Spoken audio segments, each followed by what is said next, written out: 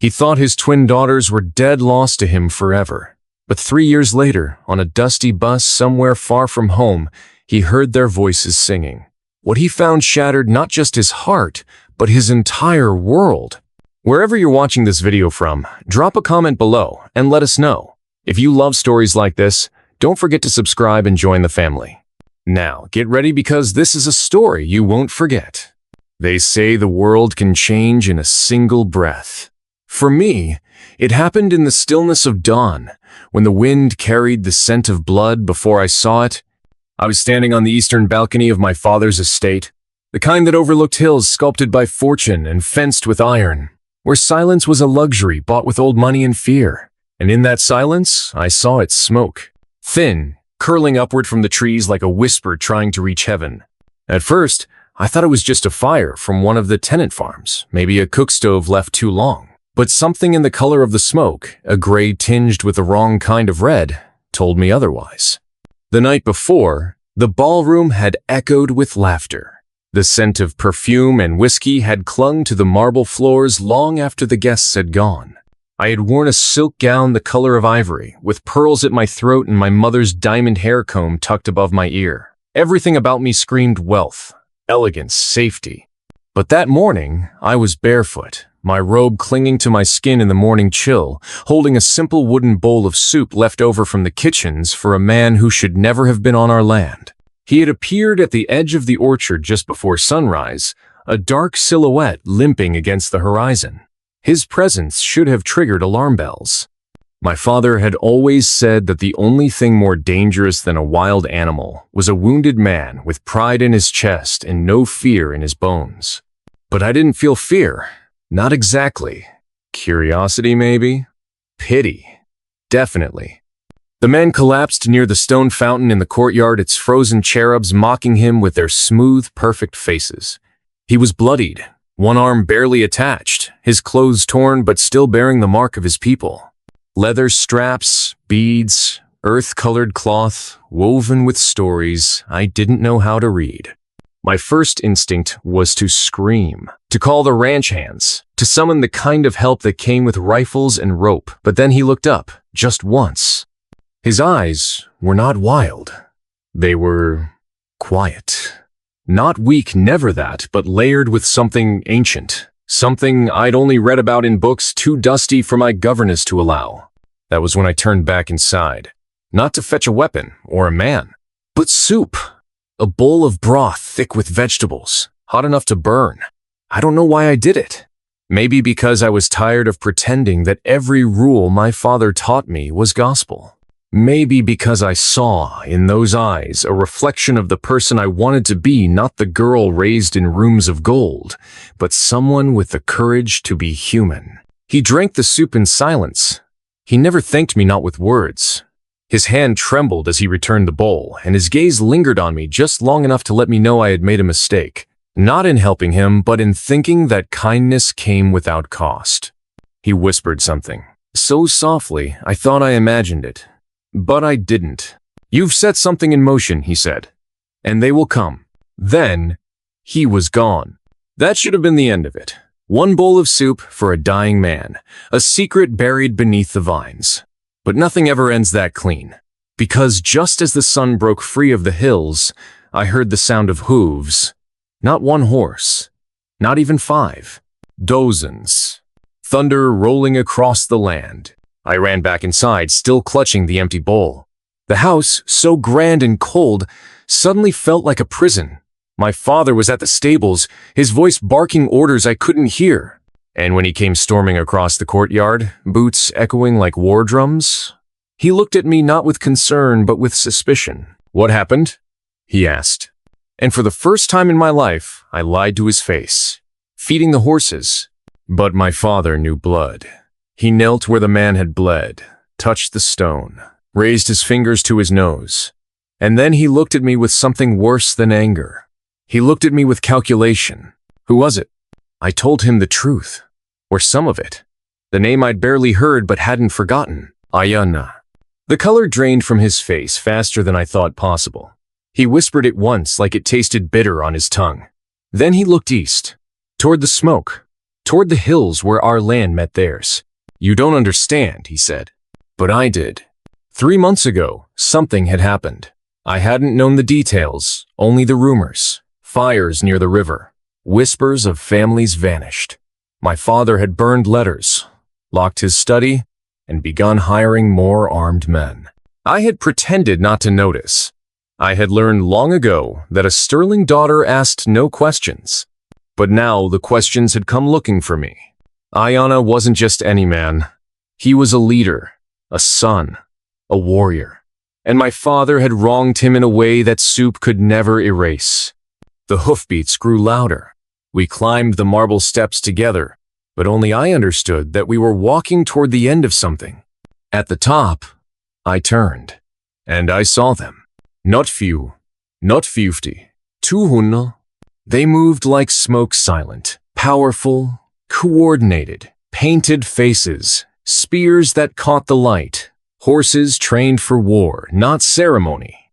Ayana was at the center, bandaged now, straight-backed on a black stallion that seemed carved from shadow.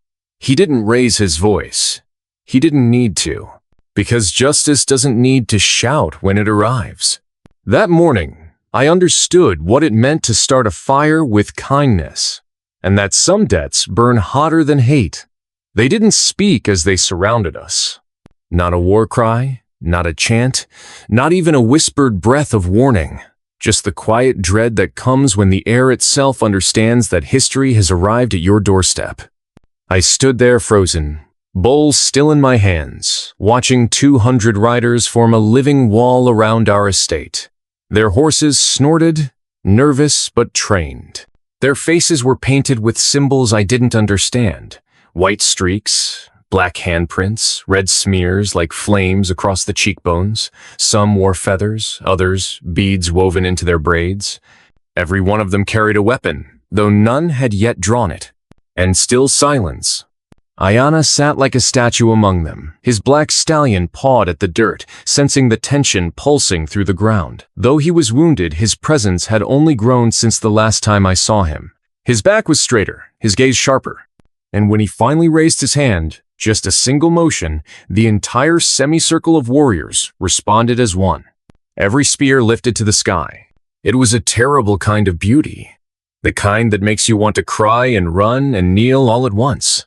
Behind me, I heard the click of a pistol. My father.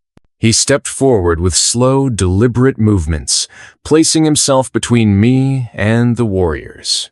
His coat fluttered slightly in the breeze, but his hand was steady. "What do you want?" he asked. His voice, so often filled with command, now sounded like a man trying to hold back an avalanche with nothing but bravado. Ayana didn't answer him, not at first. He looked at me. And I knew then that this wasn't just about land, or even revenge. It was about something deeper. Memory. Ayana's people remembered what had happened by the river, even if we had tried to forget. I felt my father stiffen beside me as Ayana finally spoke. He didn't shout. He didn't threaten. His words were calm, precise, and sharpened like the edge of a hunting knife. "You gave the order," he said. "You sent men while our warriors hunted. You burned our camp. You buried our dead in fire and ash. Today we answer." My father gripped the pistol tighter, but he didn't raise it.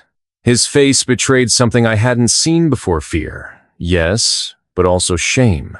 This man who had terrified governors and railroad barons was now face to face with the consequence of his choices. And then Ayana did something no one expected. He offered us a choice. Not a demand. Not an ultimatum, a choice. Either my father faced justice before the people he wronged, or I go with them. Go willingly. Not as a prisoner, but as something far more dangerous. A student, a bridge, a symbol. The idea struck me like lightning. I looked at Ayana, trying to see the trap in his offer. But there was none. Only fire and truth and a terrible kind of hope. I turned to my father. His eyes were wide, his grip on the pistol trembling now. He opened his mouth to protest, to argue, but no words came. "This is because of me," I said. "I fed him. I showed mercy. If that means I have to walk into the fire, then so be it." I took a step forward. The marble steps were cold beneath my bare feet. My silk robe caught the wind like a flag of surrender. Or maybe defiance. I couldn't tell anymore. Behind me, the ranch hands had emerged from their quarters. Rifles slung over shoulders, hats clenched between nervous fingers. I counted 15, no match for 200 warriors, trained not just to fight, but to remember. Ayana rode forward alone, breaking from the line. He stopped 10 paces from me, close enough that I could see the bandages beneath his vest, the blood still seeping through. He studied me, not like a girl raised on privilege and lies, but as someone who had just cracked open the first door of a locked world. I will go, I said again. He tilted his head, as if weighing the truth of my voice. You don't know our ways, he said.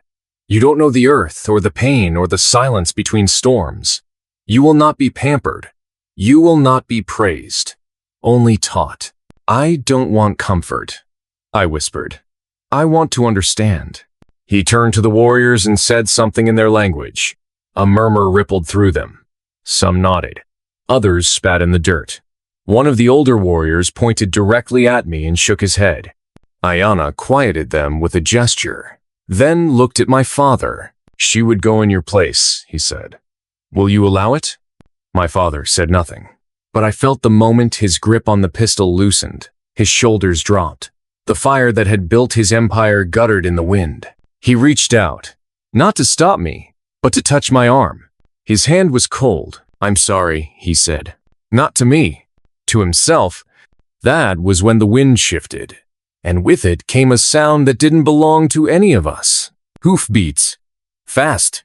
Frenzied. From the north. Every head turned. Over the ridge came a single rider, hunched low over a horse lathered in sweat. A boy, not much older than 15, face streaked with dust and terror.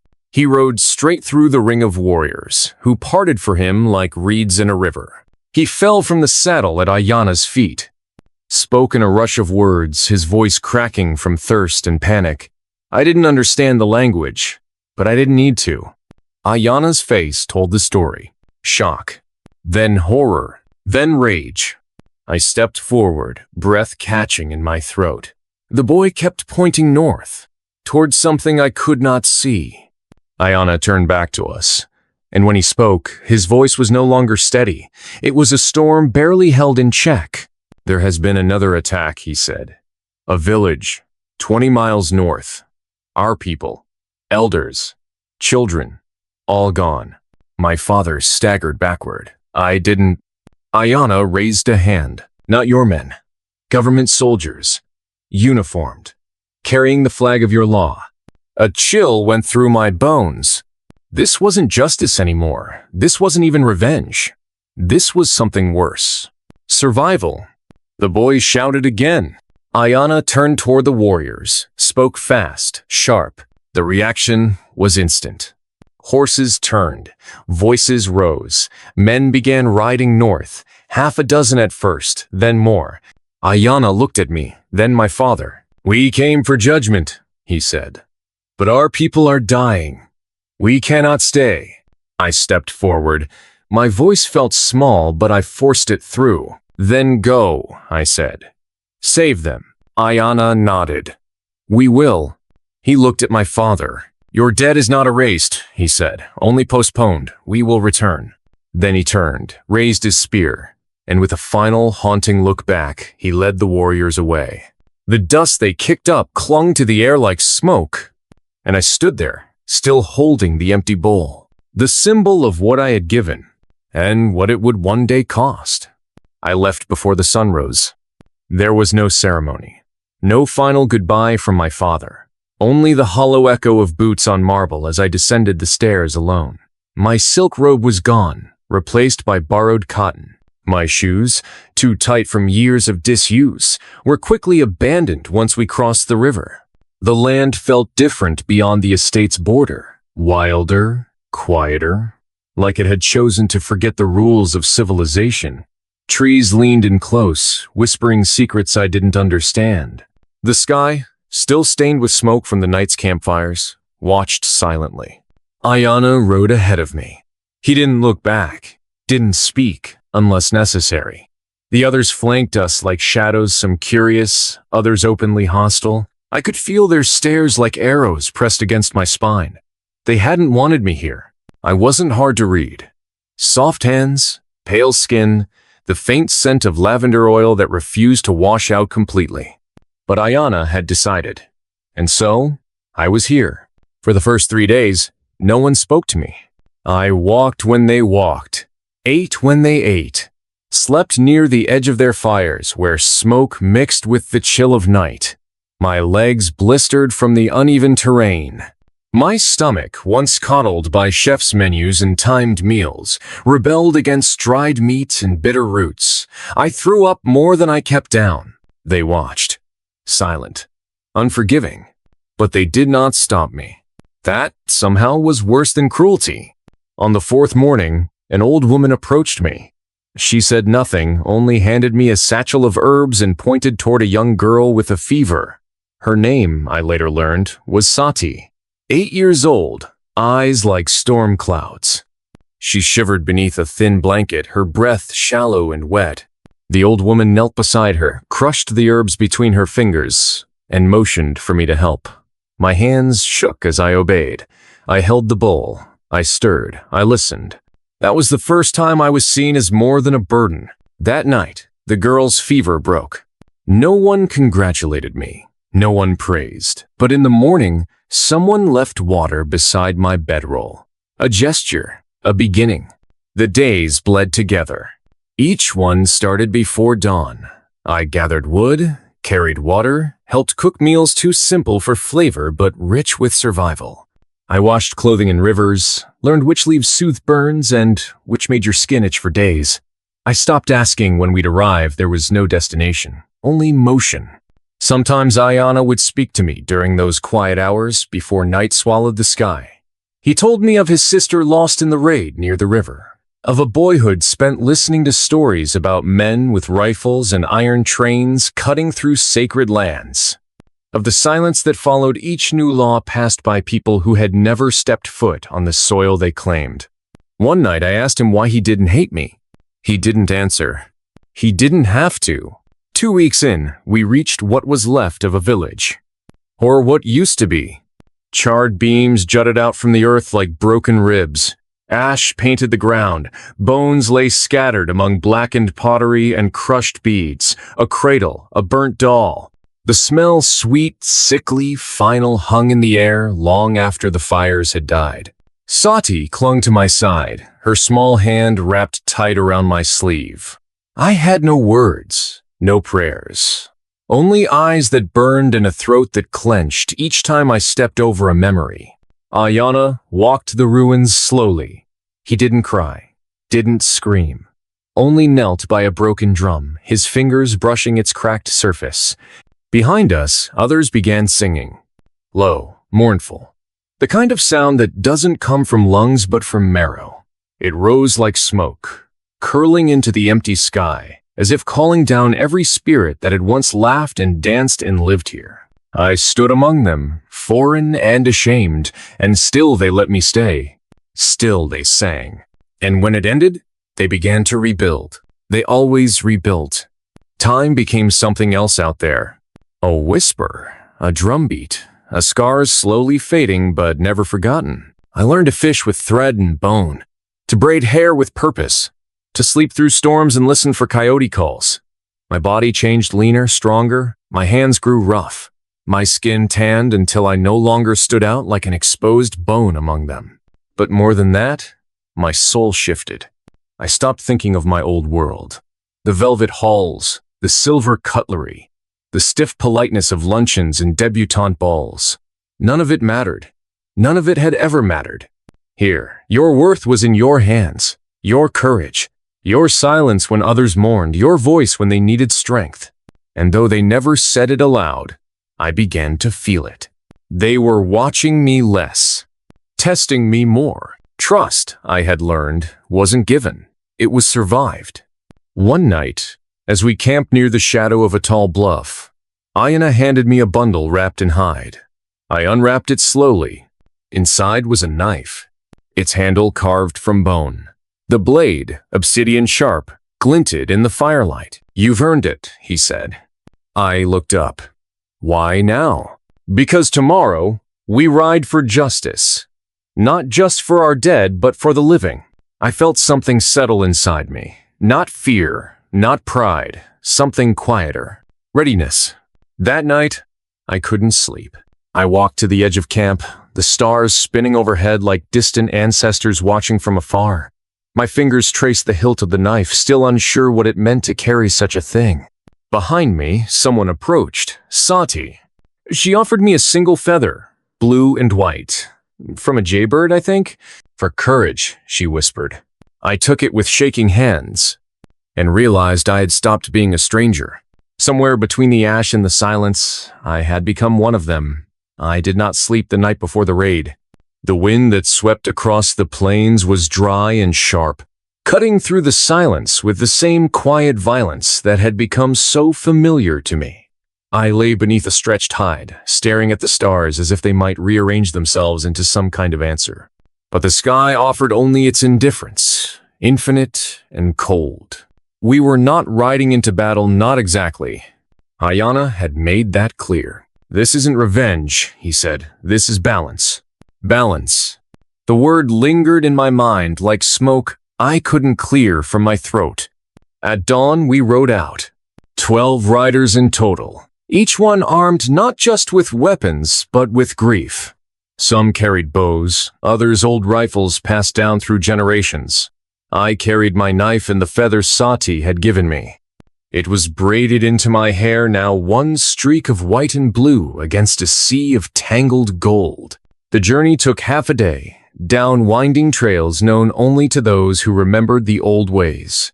We passed fields where buffalo no longer roamed, through canyons that had once echoed with laughter and song. Now they stood empty, silent, like cracked bones forgotten beneath the skin of the world. By mid-afternoon, we reached the trading outpost.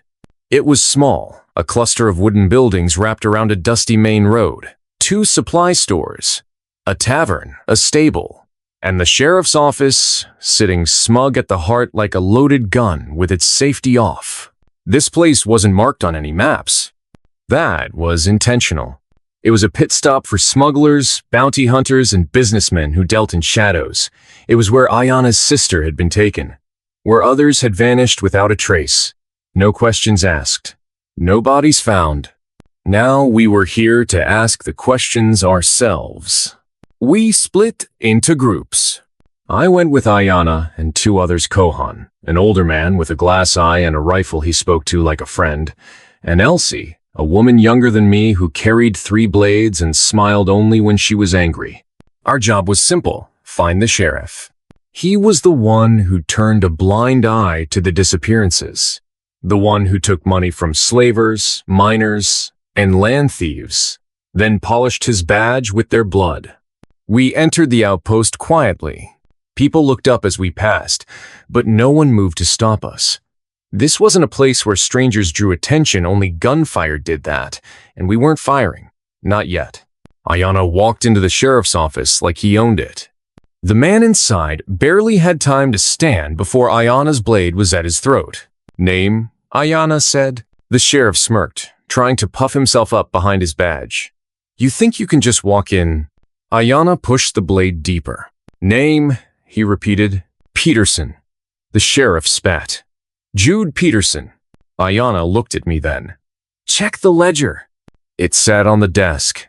Thick, dusty, bound in cracked leather.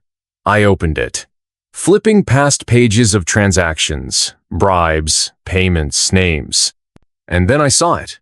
4 lines, written in a rushed, crooked hand. 3 girls Apache territory sold. MB confirmed. Payment received, 150. Beer D. Carbon Deadwoodsikta. Sheriff P. signed off. The ink was still fresh. Ayana didn't say a word. He didn't need to. Peterson knew. He began to shake. "I didn't know. Wasn't supposed to be just cargo," they said. Ayana pulled the blade away, letting the man collapse backward. "We don't kill cowards," Ayana said. "We leave them to be haunted." I looked at him. unsure whether that was mercy or cruelty. We burned the ledger, not to hide evidence, but to ensure it wouldn't be used again. Then we left. The others had already finished their part. One of the smugglers had tried to run. Elsie stopped him quickly, efficiently, without ceremony. Justice had been served. Balance, as Ayana called it. But I didn't feel balanced.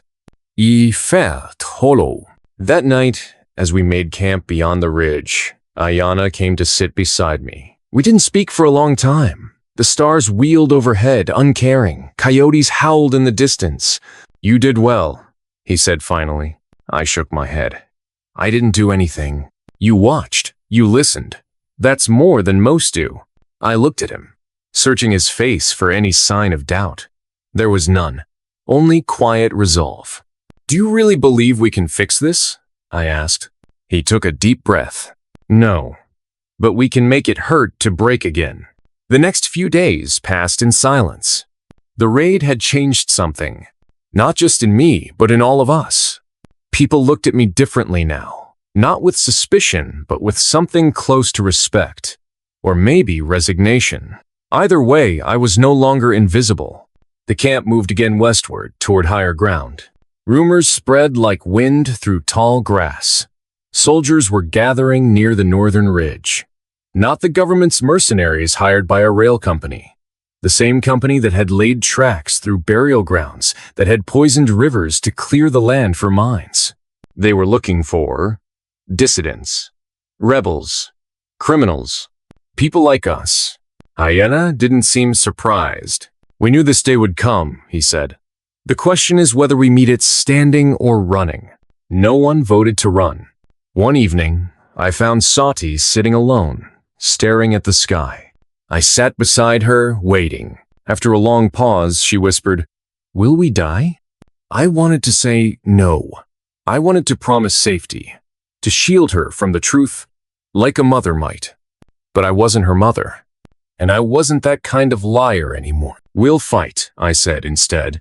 "And if we die, it won't be quietly." She nodded. "Then I want to fight too." I placed a hand on her shoulder, felt the fragile strength there. "You already are."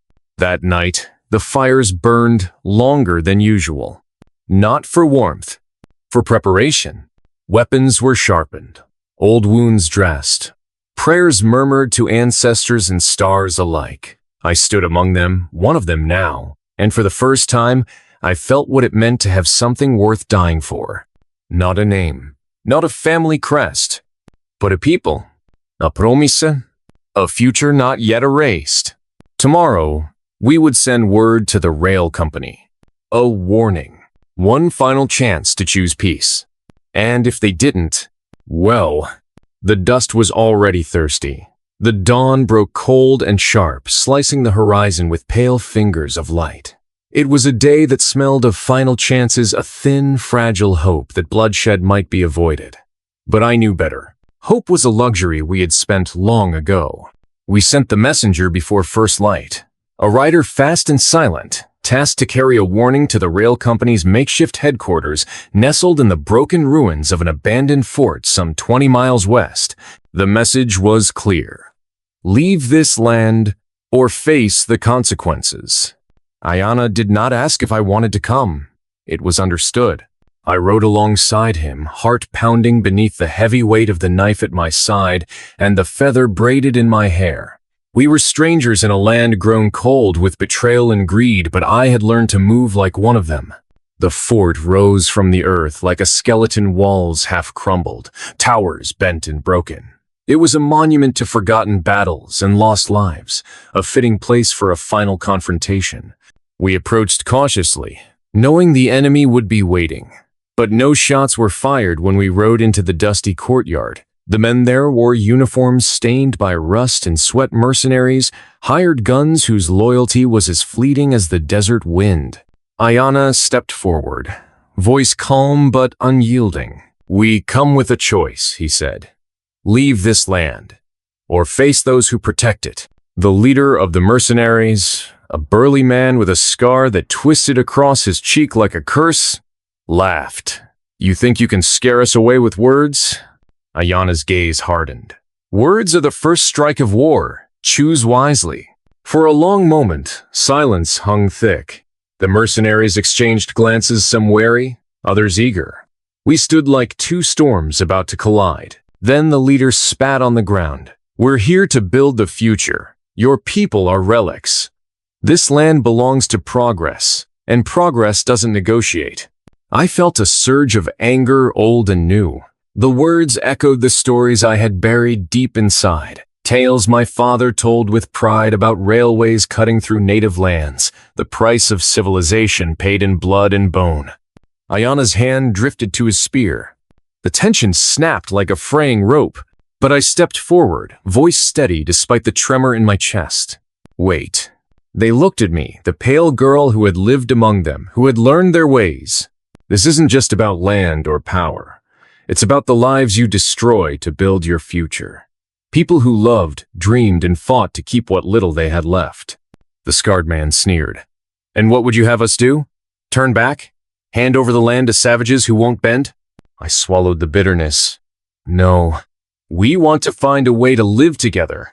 But that requires respect and justice for those you have already harmed.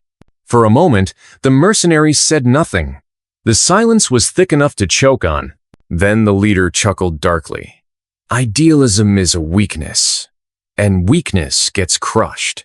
Ayana stepped closer to me, placing a hand lightly on my shoulder. This is not weakness, he said.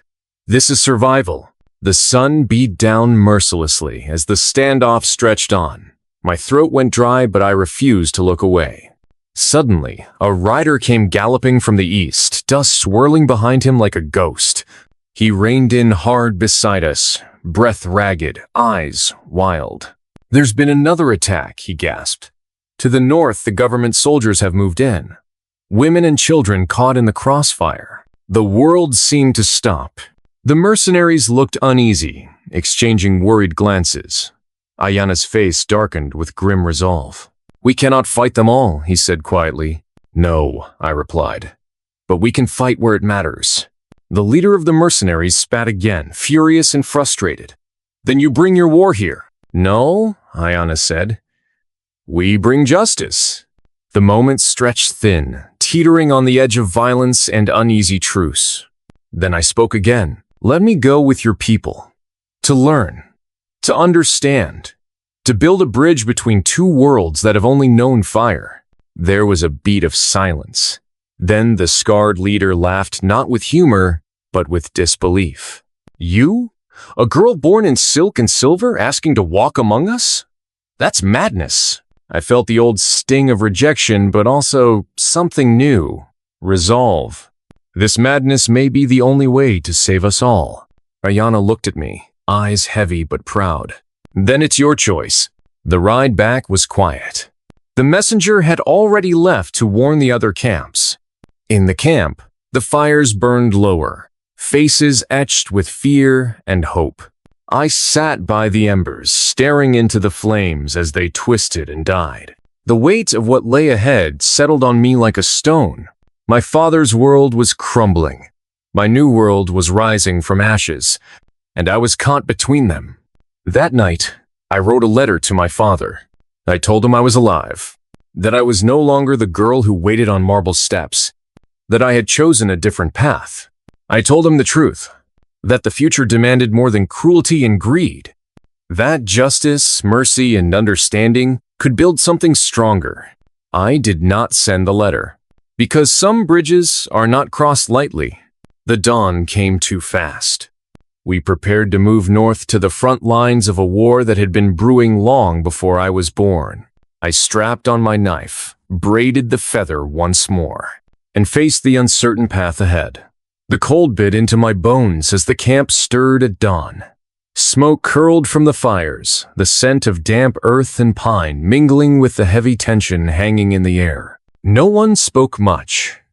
Words felt pointless against the weight of what was coming. I tightened the straps of my worn leather boots and adjusted the feather in my hair, the small token of my place among these people. They had begun to accept me, but I still felt like an outsider. Between the world I'd left behind and the one I'd chosen, I was a bridge stretched taut, trembling. Ayana, approached silently. His face was grave, the lines deepened by sleepless nights and unspoken fears. "Today," he said simply, "we face the truth. The enemy was not just a faceless force. They were men like the sheriff, mercenaries, soldiers, but also neighbors, settlers, those blinded by promises of progress and power. We rode out in small groups, threading through the forest trails that had been mapped by ancestors long before railroads scarred the land. The earth beneath my horse's hooves was soft with recent rain, mud clinging like a stubborn memory. The village we approached was small, a cluster of weathered cabins and tents nestled in a clearing. Smoke rose from a single chimney, a sign that life still clung stubbornly here. But the air carried a smell I would never forget. Charred wood, iron, and something else, fear.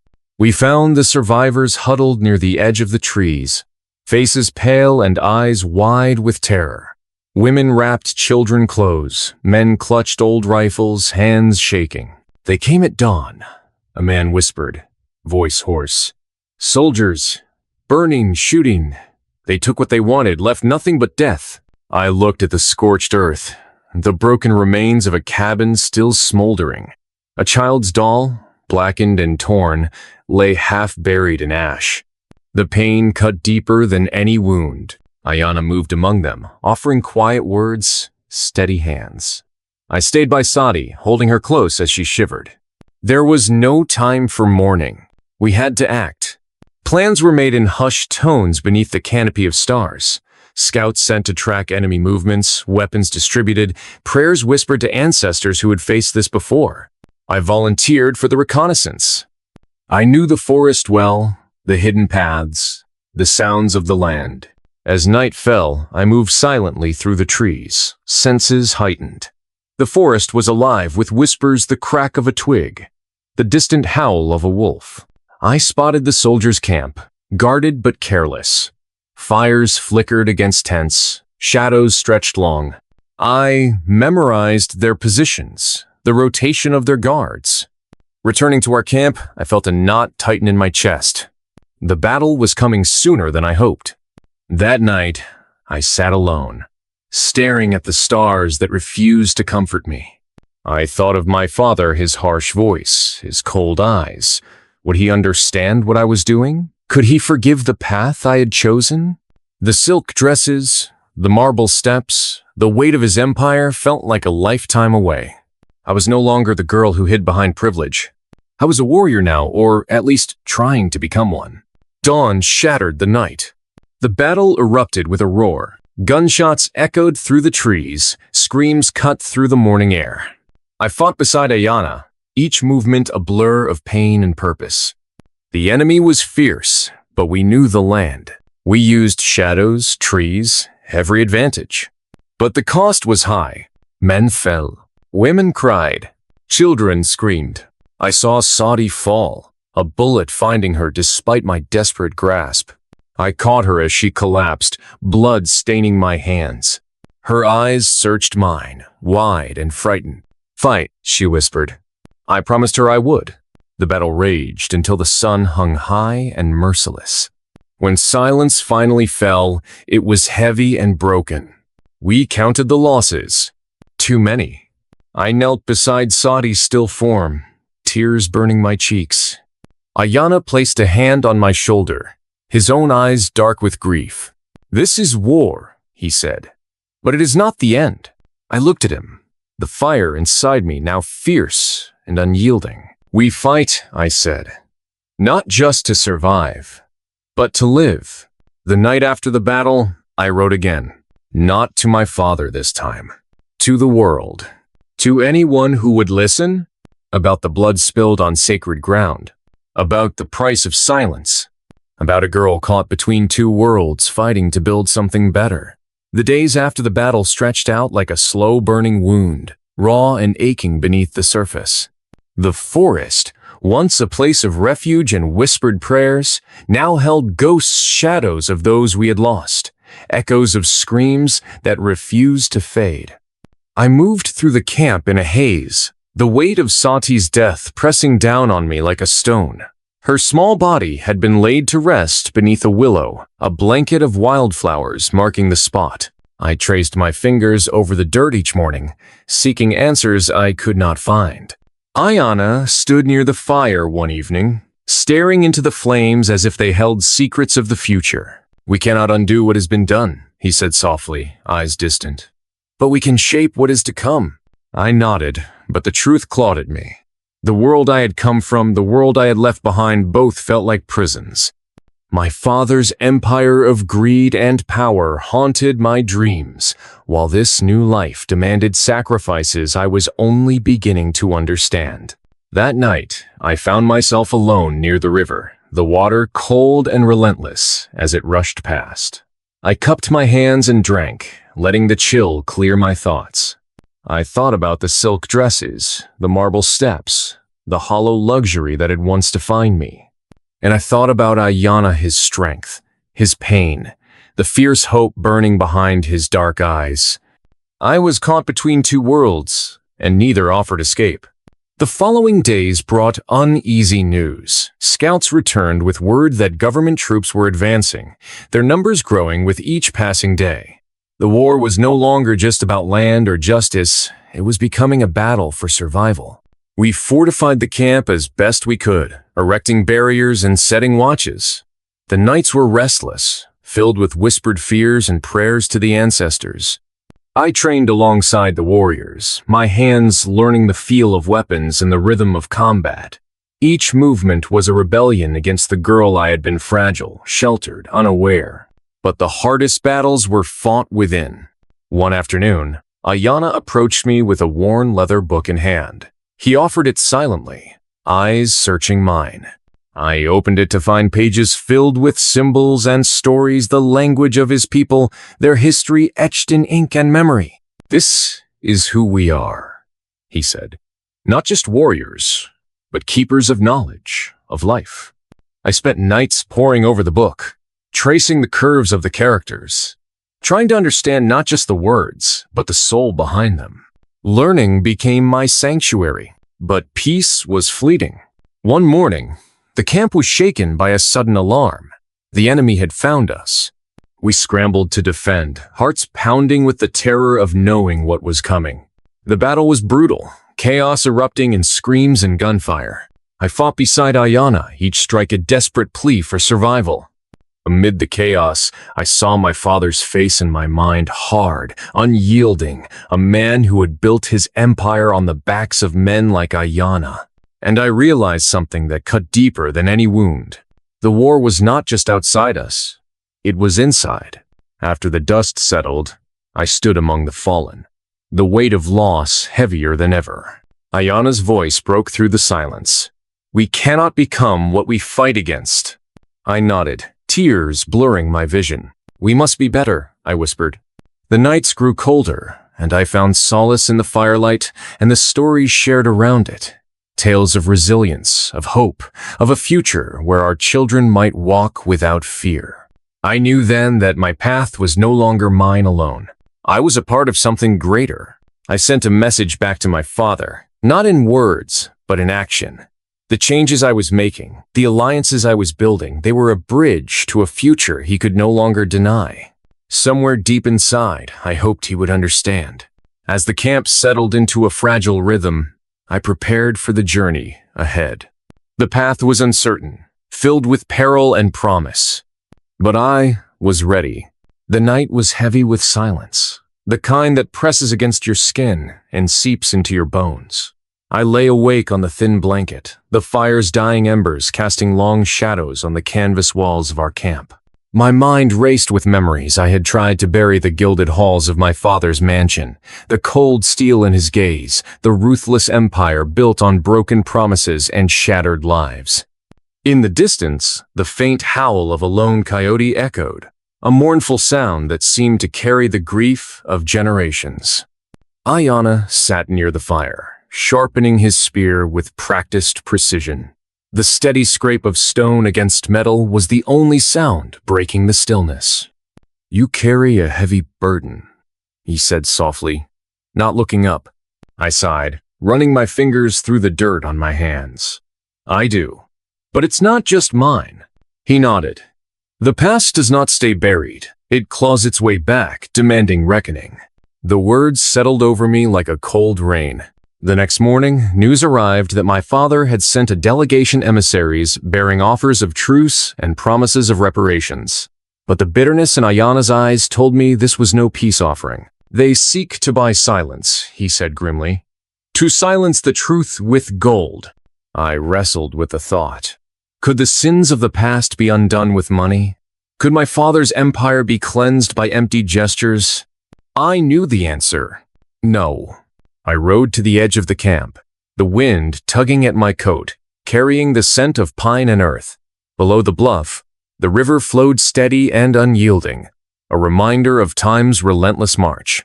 I thought of my father, Clayton Sterling, a man who had ruled with iron fists and cold heart, who saw the world in terms of land and profit, not lives. But I also thought of what I had become, a girl who had crossed lines, who had embraced a world far removed from silk and marble. I had to confront him. The journey back to the mansion was a twisting road lined with memories and regrets. The grandeur of the estate loomed, a stark contrast to the scars I carried. My father met me at the door, his eyes wary but not unkind. "Magnolia," he said, voice low, "you shouldn't be here." "I'm here," I replied, steady, "because we need to talk." Inside, the walls whispered secrets, portraits of ancestors who had built this house on blood and betrayal. I felt their eyes on me, judging, accusing. "I know what you did," I said, voice trembling but firm. "The massacre, the lies, the destruction of lives, you thought you could bury it. But it's alive, and it's hunting us." His face hardened. "I did what I had to do to protect what's ours." "But at what cost?" I asked. "At the cost of humanity?" Days turned into weeks as we argued, clashed, and slowly peeled back layers of denial and pride.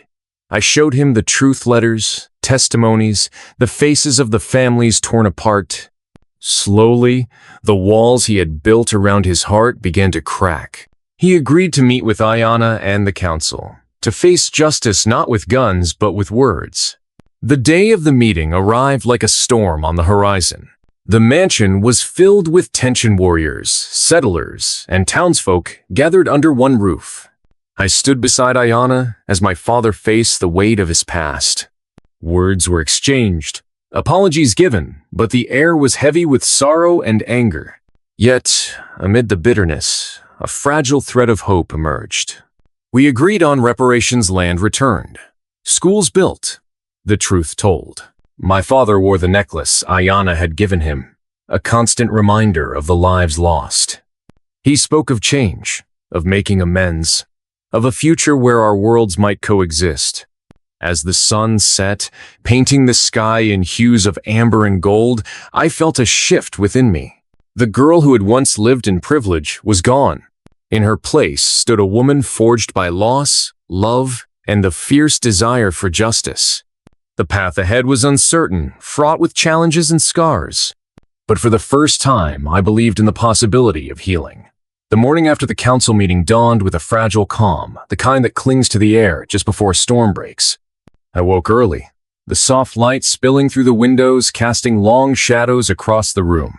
For a moment, I allowed myself to believe that perhaps, finally, the long nightmare was over, that the wounds of the past might begin to heal. But the world rarely offers such simple mercy. My father was quiet that morning. The necklace hung heavy around his neck, a constant weight reminding him and me that change was not a gift, but a task. He seemed smaller, less certain than before. The armor of power had been chipped away, revealing a man grappling with his own failings. I sat with him in the study, surrounded by leather-bound books and faded photographs, echoes of an empire built on bones and broken promises. "I'm trying, Magnolia," he said softly, eyes clouded with regret. "But these walls, these ways, they don't come down easily." I nodded, sensing the fragile threads of transformation beneath his words. "I know, Father, but if we don't try, if we keep holding on to the past, there will be nothing left but ash. Outside, the estate hummed with uneasy activity. Settlers and native warriors mingled in cautious truce. The tension was palpable, a living thing lurking beneath forced smiles and polite nods. The camp I had left behind, where Ayana's people had made their stand, was no longer just a place of survival. It had become a beacon of resilience, a fragile sanctuary where wounds were tended not just on skin, but on hearts. I returned there often now, walking among the tents and fire pits, learning the language, the stories, the songs that carried the soul of a people I was only beginning to understand. One evening, as the sun dipped below the horizon and painted the sky in streaks of violet and crimson, Ayana found me sitting by the riverbank. "We walk a narrow path," he said, voice low and steady. "Between forgiveness and justice, between old grudges and new beginnings." I looked at him, feeling the weight of those words settle in my chest. "We must build bridges," I replied quietly. "But some of those bridges are made of fire." He smiled, a flicker of something like hope shining in his eyes. "And fire can burn away the old, clearing the way for something new to grow." But not all were ready for that new growth. Whispers of dissent spread among both sides. Some settlers saw the council's decisions as weakness, betrayal. Others among Ayana's people feared that any compromise was a slippery slope back to subjugation. One night, a fire broke out at the edge of the camp. Flames licked hungrily at the tents, smoke choking the air. Panic rippled through the crowd as we scrambled to douse the blaze. I stood shoulder to shoulder with warriors and settlers alike. Buckets of water passed hand to hand, desperate to contain the destruction. When the fire finally died, we counted the losses: a handful of tents destroyed, supplies lost, but no lives taken. Still, the message was clear. Not everyone wanted peace. The days that followed were tense. Meetings were held, patrols doubled, and mistrust hung thick like the smoke from that fire. Yet, in the midst of fear and suspicion, acts of kindness blossomed. A settler woman brought blankets to the wounded. A young warrior shared his food with a hungry child. Small gestures, fragile threads, weaving us together. One afternoon, I found myself standing before the river, watching the water flow with its endless, patient rhythm. I thought about Ayana's words, the narrow path we walked. The road ahead was uncertain, littered with obstacles and shadows. But it was ours to walk. At the estate, my father was making changes. Schools opened their doors to children of every background. Clinics offered care without judgment, and the land he once guarded jealously was being shared. Still, some nights I would find him in his study, the necklace clutched tightly in his hand, eyes haunted by memories. "I wear this not as punishment," he said once, "but as a reminder. To keep me honest, to keep me human." The turning point came unexpectedly. A delegation arrived from the government, representatives offering aid and promises of protection for the native settlements. But Ayana was wary. "They come with words," he said, "but we must watch their actions." Together, we agreed to accept the offer, but with eyes wide open, prepared to hold them accountable. With this fragile alliance forming, I found myself torn between worlds more than ever. I was no longer the naive girl who had found a wounded stranger on my father's land. I was a bridge between cultures, a bearer of burdens and hopes. One evening, as the camp gathered around the fire, Ayana told a story of his people's ancestors who had endured centuries of hardship, yet still held fast to their land and identity. I listened, feeling the pulse of history beneath his words. When he finished, he looked at me and said, "You carry a piece of that history now, and with it, the power to change the future." The next morning, I rose with a resolve I had never known. I would continue to build those bridges, even when the flames of doubt and hatred threatened to consume them. Because the alternative was darkness. The story was far from over. But together, we would write the next chapter. The dawn broke cold and clear, the sky a pale wash of blue stretching endless and unyielding above the land that had borne witness to centuries of conflict, sorrow, and hope. I stood at the edge of the hill overlooking my father's estate, The sprawling mansion that once seemed so invincible, now shadowed by the weight of its own history, a monument not only to power and greed, but to the price of justice delayed. My breath came steady but heavy, as if the very air itself carried the burden of what was to come. Today was the day. The day when words had to give way to actions, when the fragile piece we'd stitched together would be tested in the fire of truth. Behind me, the camp stirred warriors in face paint and beadwork preparing, their movements deliberate, proud yet wary. Settlers moved alongside them, some with hopeful eyes, others hardened by years of suspicion and loss. Children played nearby, their laughter a fragile balm in the morning chill, unaware of the stakes that hovered over their future. I turned away from the view and walked toward the gathering below, my heart pounding with a mix of fear and resolve. My father was already there, standing tall, though the weight of the bone necklace around his neck pulled visibly at his shoulders. Gone was the ruthless man who once ruled with iron fists. Before me now was a man grappling with his past, with the lives shattered by his choices, a man seeking, perhaps for the first time, true redemption.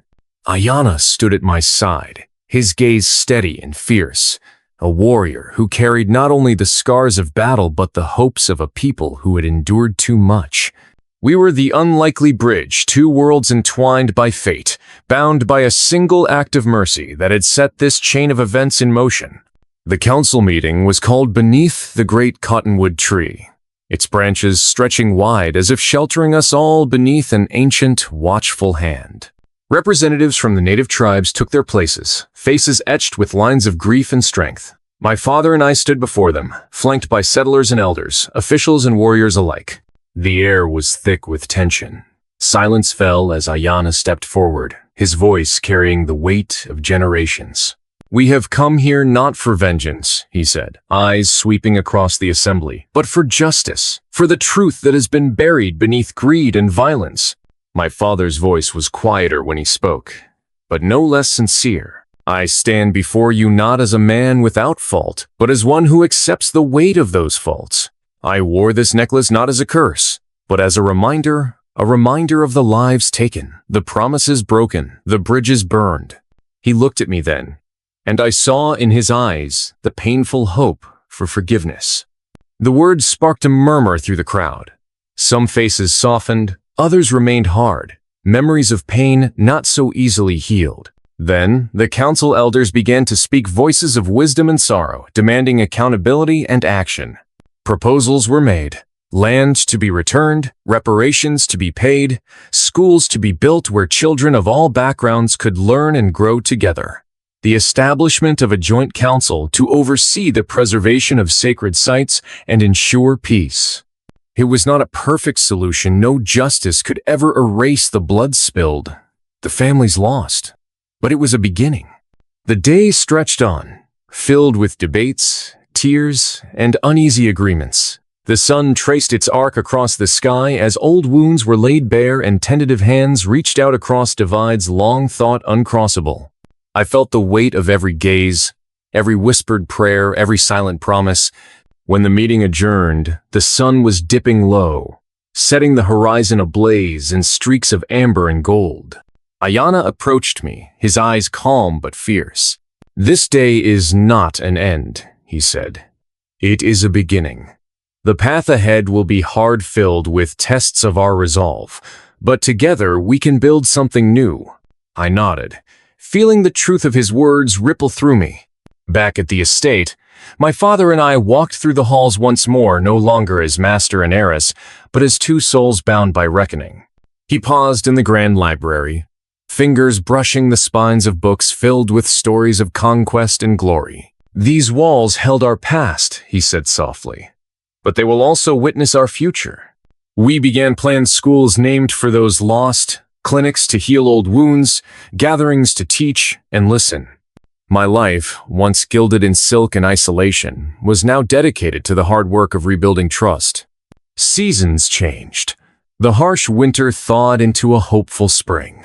Children from all backgrounds played together in fields once stained with sorrow. My father grew quieter but steadier, his presence less a shadow of power and more a beacon of change.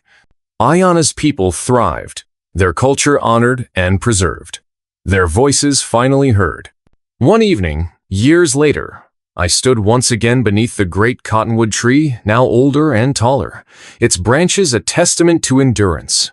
Ayana joined me, and we watched as children ran beneath the canopy, their laughter carrying on the breeze. "We have come far," he said, voice soft but proud. "Yes," I replied. "And we will go farther still, because mercy and justice are not destinations, they are journeys." He smiled, a rare and genuine smile, and I knew that despite the scars, despite the losses, hope had taken root. The necklace that once symbolized pain and punishment now hung in a place of honor, a reminder not of what was lost, but of what was fought for and gained. The world outside was still imperfect, shadows lingered in corners, but beneath the surface, something new was growing. A future where mercy could break cycles of hatred. A future where understanding could heal the deepest wounds. A future where bridges, once burned, could rise again from the ashes. I am Magnolia Sterling. I once stood on the steps of a mansion built on conquest. I once fed a stranger a warrior, and in doing so, set in motion a chain of events that would change everything. I learned that kindness is a spark in the dark. That justice is more than punishment, it is truth, reckoning, and renewal. And that even the deepest divides can be bridged if we have the courage to walk the narrow path between them. If you hear only one thing from my story, let it be this. Mercy is not weakness. It is the fiercest strength of all. If you were in the lead character's shoes, would you fight the same battle? Share your thoughts with us in the comments below. Don't forget to like the video, and while you're here, explore the other stories waiting for you on the screen.